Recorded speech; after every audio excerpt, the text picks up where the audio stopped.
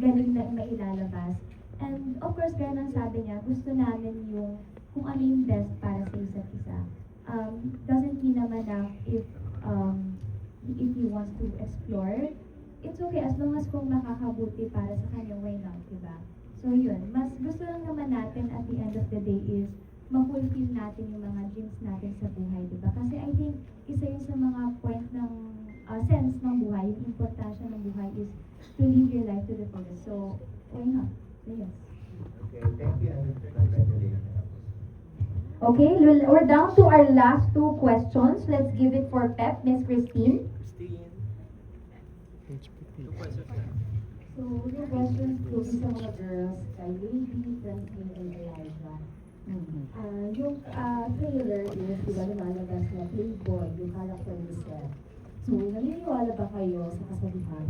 Once a cheater, always a cheater? Grabe naman yung tanong na yun. Naniniwala ba kayo sa kasabihang once a cheater, always a cheater? Personally, ako po no. Kasi nag-grow naman lahat ng tao. Pwedeng dati nag-cheat ka kasi insecure ka sa sarili mo. Pwedeng ngayon na work mo na yun, nag-heal ka na. So hindi mo na kailangan mag-cheat. Like hindi ka na cheater. So yeah, yun po.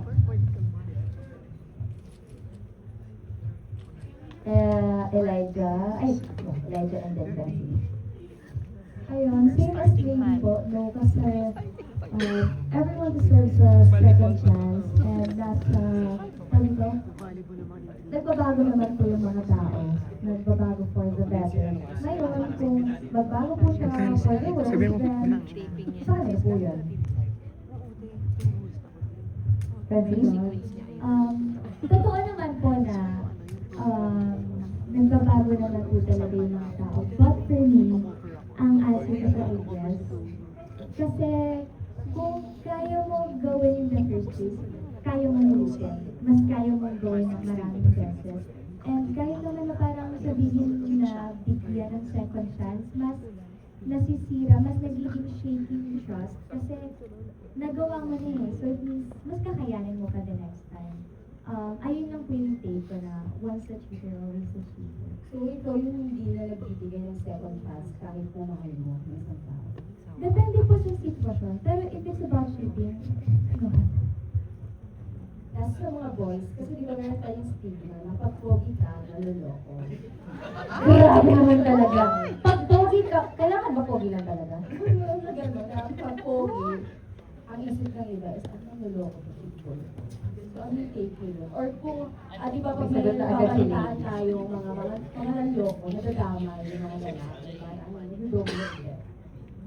Sir? Ewan ko kay Peach, pogi ko eh. Kitch, sagot! Parang di naman. Nasa tao naman siguro yun. Parang, nasa tao talaga yun eh. Depende rin sa sitwasyon at saka klase ng relasyon na meron ka. Diba? Minsan di rin natin alam kung ano yung mismong sitwasyon dun sa relasyon na yun, kung bakit nagawa yun ng isang lalaki or ng isang babae. Diba? Hindi naman porket lahat ng lalaki cheaters na. Ayun. Siguro may kakulangan lang sa relasyon na dapat ayusin. Pero hindi porket kulang, may gagawin masama. Caleb,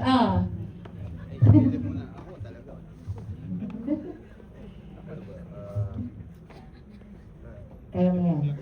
Hindi, nakadepende kasi siya sa tao talaga. Nakadepende. Hello? Wala na. Ayun, nakadepende talaga din siya sa tao. Hindi kasi pare-pareho siya eh. Meron na like, akakalaan mo mabait tapos biglang sila pala talaga yung cheaters. So, depende siya sa pagpapalaki siguro nila kung paano lumaki yung tao, kung ano yung nasa environment niya, or kung ano talaga yung nasa kulo niya. So, yun.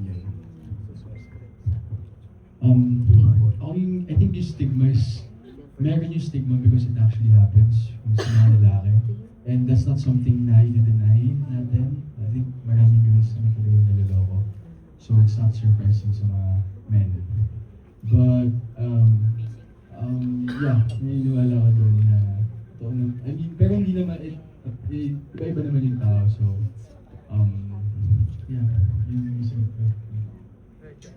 Okay. So since this is the... Si Seth. Kapag si Sir. Yeah, stigma siya eh. So, unang-una yung panluloko, choice po yan. Nangyayari po yan hindi lang sa pogi, sa maganda. Choice yan ng tao. Lahat po na sinabi una yung pagpapalaki, the surroundings, una the barkadas, and hindi po, minsan mahanap mo yung taong yun kahit ano pa itsura niya, minsan yun yung kapayapaan mo. And kapag ginawa sa iyo yun ng tao, it defines sino siya. So, siguro, i-take na lang natin yun na kahit pa gaano ka kapogi at kaganda, hindi ka kawalan. Because niloko mo ako. Pure akong tao. Kung ano nga, hindi yung kawalan. Naniniwala ako na don't ruin someone else's soulmate. Wow, So, don't ruin someone else's soulmate. Oh, i-post nyo na yan sa Twitter, ha? So yun lang lagi natin tandaan. Kung siguro sa tingin mo hindi mo na siya mahal, huwag mo paglalaruan. Sabihin mo na lang ayoko na sa'yo. Yes. Pero yun po, hindi porket pogit maganda ay marami ng ganyan, meron ng question mark na kapag overthink na. So meron din naman po na sila yung pinakamapagmahal. Halimbawa na sa mga basher, kung sino pa yung mga nababash, sila pa yung talagang so di ba? Hindi lang porket nakabase po sa kung ano ka, kung ganyan ka, ganyan ka na talaga. It is po a yun. choice.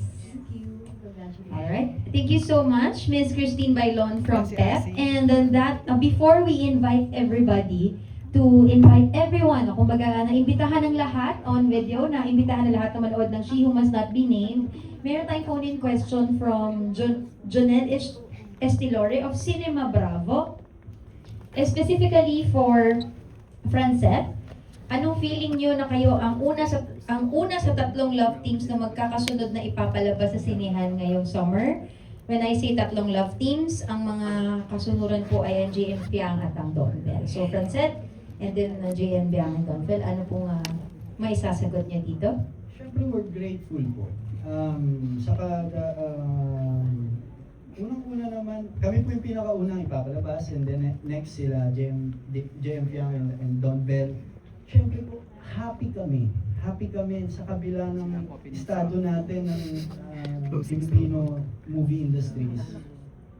Na hirap po yung films, na kung ano man yung energy dati ng films, kung paano manood yung tao sa sinihan. Sa panahon po ngayon, siguro, proud ako sa aming tatlong team. Yes. Proud ako sa kung ano man gagawin namin.